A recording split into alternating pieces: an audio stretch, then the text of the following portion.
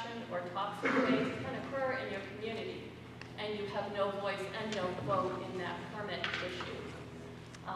These ordinances were developed to give the community members the authority that in New Hampshire we believe we already have, which is the right to govern our communities.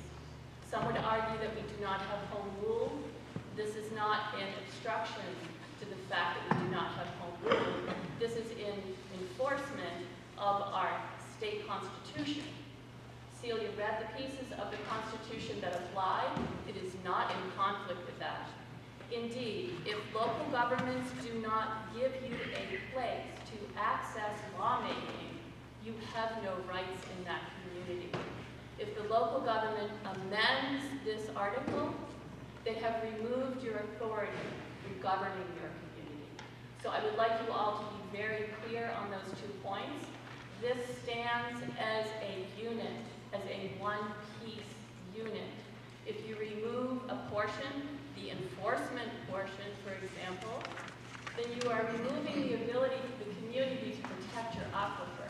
That's a serious consideration, and I want people to pay attention to that. This is not in violation of our right to govern, which is fundamentally a New Hampshire spirited argument already. We believe we do have the right to govern. If we do not have the ability to access that right to govern through town meeting, then it's a myth. So consider carefully before you amend this ordinance. By amending it, you are changing the subject matter, which is illegal. That is illegal to change the subject matter of any warrant article. Thank you. I'd like to ask our town attorney, who is licensed to practice in New Hampshire, to comment on how New Hampshire law applies, first of all, to amending it, and then, although I've seen she has many pages of notes on why this thing is not legal, if you could briefly summarize why we do not have the authority to adopt or enforce some provisions of this. Jay Whitelaw, Town Attorney. Under state law, and under state law as interpreted by the New Hampshire Supreme Court, which actually went to the Supreme Court by the town of Barrington, with Mr. Grant in the town of Barrington. And the legislature amended the statute after that to deal with amending at the first session of town meeting. Town meeting, which is the government of the town, is the town meeting and the voters, not the Board of Selectmen. It is the town meeting. The selectmen represent the town meeting because everybody couldn't meet every day to deal with the everyday issues. Amending warrant articles. The town meeting has the authority to amend a warrant article at the first session, so long as they do not change the subject matter. And what that means is that you don't change the topic or the subject that is going to be addressed at town meeting. That requirement or restriction is based on the constitutional requirement of due process, so that when somebody reads in the notice posting the warrant article, the town meeting is going to deal with a rights-based ordinance. When they make a decision whether to come or not, nobody's surprised that the town meeting all of a sudden decides they're going to deal with whether to buy a fire truck instead of dealing with whether to address a rights-based ordinance. So this is not, the amendment that's proposed is not changing the subject. It's what it is doing is notifying the voters of the town attorney's opinion as to the legality of some of the provisions of the ordinance, and also deleting the enforcement provision and deleting the severability provision, neither of which changes, in my opinion, changes the subject of what was warned to the voters on the warrant that was posted prior to town meeting. If you want me to address my concerns with the substance of the ordinance now, I can do that, or not. What would you like me to do, Mr. Scrivener, Selectman? Do it. Do it? You didn't see your lips move, did you? I did not see your lips move. You gotta get this out. I want to say a couple things. We dealt with this last year. I have, what I may think about the provisions in this ordinance has nothing to do with anything because I don't live in Barrington.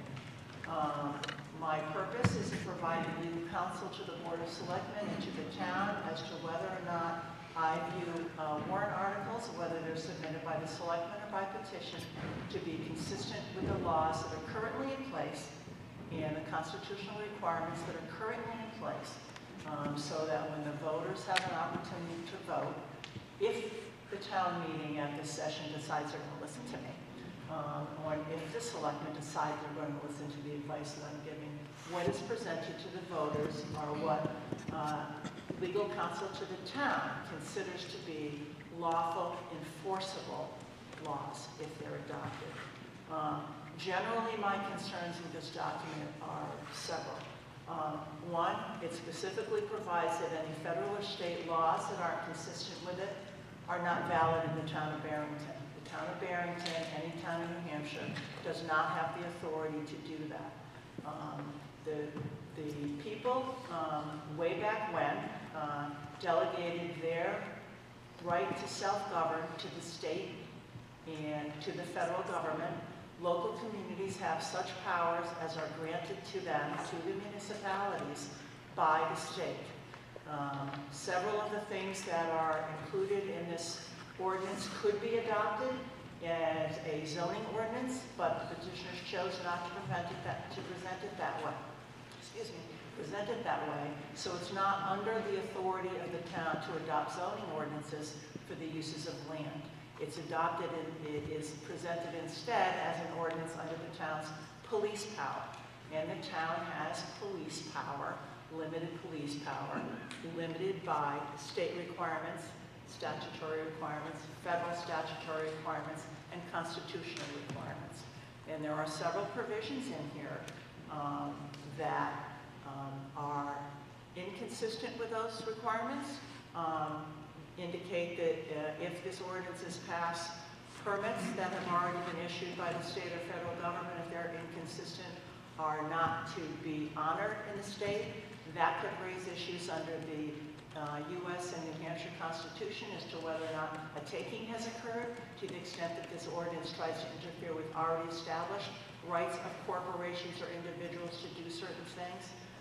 It attempts to establish rights that are not given to the state, given by the state or the federal government, or retained by the people, back to the people. It attempts to establish rights of ecosystems. There is no such recognized right in the United States of America that I'm aware of. At least there is not in New Hampshire.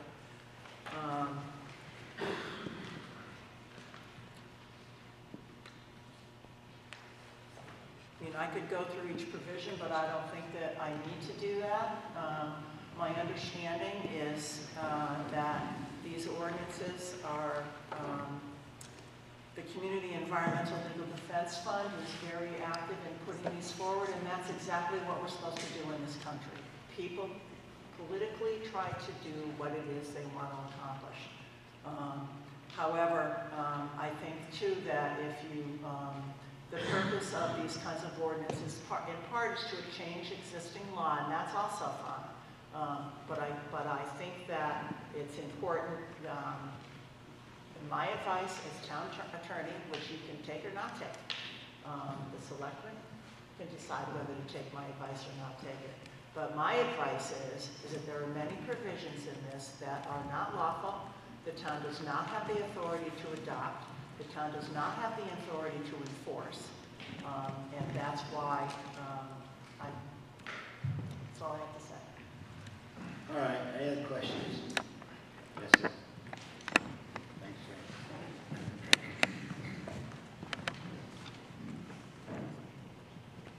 I'm Ken Grossman, and as I told you earlier, I represent Barrington in the state legislature. And we talk about a lot of things where communities come to us and want to do something. And sometimes we say, you know, that's a good idea. We should let communities do that. And sometimes we don't.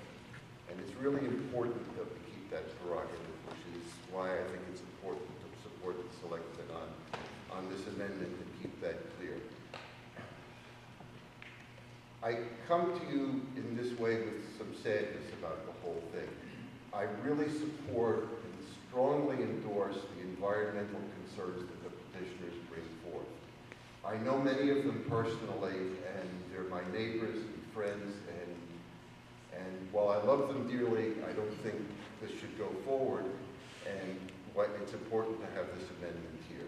At other times in other places, people have, in the United States, and even in New Hampshire, used this kind of thing of saying, you know, the state or the federal government's rules only apply if we want them to apply. I choke up as I think about this, but decades ago, people in other communities in the country said, you know, rules about who can go to schools or drink from water fountains don't apply in our town. Federal government, Supreme Court, you don't get to make rules about that. We do. Wouldn't happen in Barrington. It's not the intention of anyone here to have rules like that. But we can't get this kind of thing started and say, we can have rules and they don't apply in other cases. Let me give you an environmental example of things like that. I actually lived in another community where I was part of in New Hampshire, where it was part of a discussion where there were folks in the community who said, you know, those state rules about setbacks from rivers, which is part of what we're talking about today, you know, they kind of violate my property rights. So let's pass a rule in this community that our property rights should be established so that state rules on setbacks from rivers so that we don't damage those rules don't apply here. Can't have rules like that, which is why I think we need to adopt this amendment and make it clear that not only is it unlawful, it's unlawful for a good reason. It should be unlawful. And I'm going to let it go at that for now. Thank you. Moderator's going to call for a vote. Make it quick.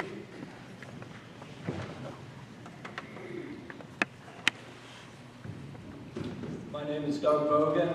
I'm from Pond Road, and I'm a member of the Barrington Waterways Protection Committee. Now we're speaking to the amendment Yes. at this point, right?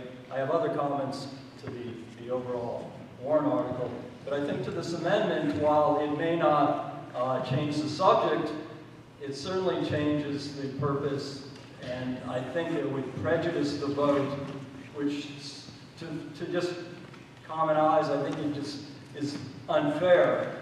And if you know, I think the selectmen have already made their position known by voting not to recommend it, and it should stay at that. And you know, it certainly cuts the feet out under this effort to say, well, it's not going to be enforceable, it's going to be severable, etc. And I would hope that the townspeople would consider judging this on the merits, not on what the selectmen, the government has to say about it, because we're about setting a new precedent here. I have to disagree with my neighbor, Mr. Grossman, that you know, you can't just judge everything by what might happen somewhere down the road by some other entity. Let's vote on it on the face of what it's about, and I urge you to do that. Thank you. Can I just say one thing on this?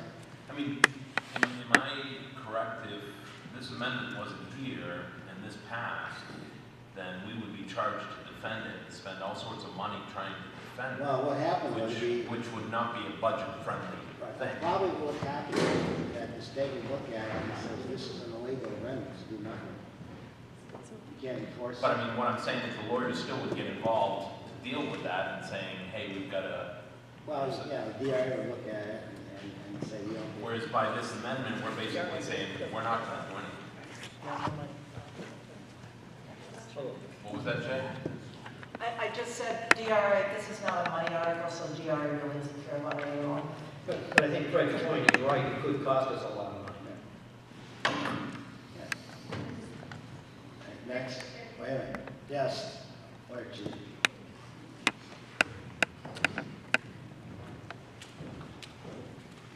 I'm not speaking as a fire chief, speaking as a resident of Green Hill Road. I've just asked. Sorry. I'll listen passionately to the voters of this community, but I really don't want to stand here and listen to lawyers, because we know that lawyers have different opinions about Right, yes. the interpretation of law. I would just ask that you restrict the discussion with lawyers to outside this area. I'll listen to the residents, Right. argue with passion, but please restrict lawyers. We do need a legal interpretation of this for the town. Next, anybody? I'm gonna- Yes.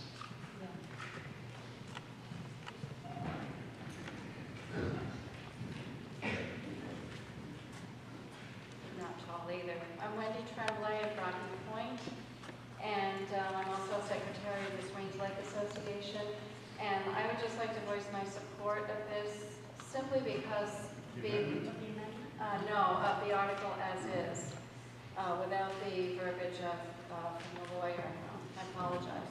But I'm also distantly a part of Save Our Groundwater in the fight against USA Springs. And for those of you who don't know, a short encapsulation of this is they came into the community, they bought the land, they wanted to extract 400,000 gallons of water a day and ship it overseas. This is not like a resident who uses it, it goes back into the aquifer. Once it's gone, it's gone. And Save Our Groundwater was born, they fought it vehemently. We tried various ways to get them out through legal, through the state. And Gene Shaheen, I remember, had tried to get something going where it gave local communities more control over who came in as our neighbors and our businesses. And it was voted down in the state senate. So basically between the state senate, the DES, which is the Department of Environmental Services, it seems like everything was fought by people who didn't live here, and it wasn't their wells that could run dry. Think about it, if they came in and your well ran dry, what would the value of your house be? It would be in the news, nobody would want to buy here, the value of your house would be nothing. Now, USA Springs has declared bankruptcy. The land is up for sale. They did not pay their mortgage, so that's why the land is up for sale. But one of the interested parties is another water bottling company from Massachusetts. So this whole thing could start over again. And I think at least having something like this on the books hopefully may dissuade somebody from purchasing this land who wants to extract our water. It's your well, it's my well. I don't live right next door, but I'm not silly enough to think that it's not going to affect the quality or the quantity of the water in my well. Thank you. Your last speaker. Sir, you spoke before. Your last speaker. Come on. Need to move on this issue. Hello, my name is Gail Mitchell, and I totally support the statement of this ordinance. And I'm very proud of this community working so diligently for water and air. What I disagree on this particular ordinance is the direction that it's going in, and I agree with the selectmen on this issue and Ken. And I presently just want to say that I support the checks and balances of the federal and state government. So that's the part of this ordinance that bothers me. The powers, the direction that this is going in, I think it has to be reworded a bit. And if individual towns start giving townspeople power to change things in our school system, in our dams and our water from town to town, the way we run our government could vary greatly. So the direction that this is going and the discussion I'm for, I just think it has to be reworded a bit. And again, I admire the people that have worked so hard on issues of air and water. Thank you. All right. Moderator is going to call for a vote on the amendments. Excuse me, I haven't spoken. Yeah, not spoken of. I haven't. Thank you. Point of order, Mr. Moderator, could we limit the discussion to the amendment? Yes, we're keeping it to amendment. My name is James Conley on Green Hill Road. And what I'd like to say is that language is a difficult thing, and we all know that. In elementary school, the telephone came. So interpretation of the law does change a little bit. And we do have evidence now that so many communities have adopted this and have found it a useful tool that You could also take the opinion that, yes, it's slowly working its way into being accepted. Now, think of all the laws in the books that were not legal until they were on the books. So it takes thinking out of the box to protect your community. Thank you. All right, now we're going to call for a vote. We're voting on the amendment, and I'll briefly repeat what the amendment is. Read the article, the amendment from the selectmen is to move that the Article 25 be installed, despite the fact that the town's attorney indicates there is no statutory authority to adopt or enforce portions of this proposed ordinance, and that some of the provisions are contrary to state and federal constitutions, shall the town of Barrington adopt an ordinance to protect health, safety, and welfare of river ecosystems and residents of Barrington, New Hampshire, by establishing a community-based rights and deleting from the proposal ordinance number 5, which is enforcement, and section number 10, severely as amended, because this already has been amended. I'm going to call for a vote. All those in favor of this amendment, please raise your cards. All those against, please raise your cards. We're going to have to count. Peter?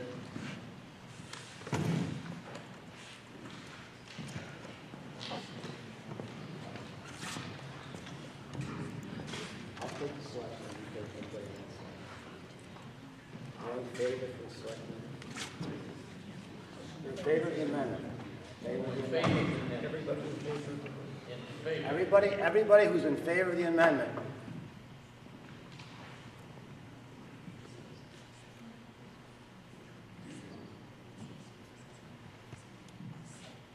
Raise your hand, please.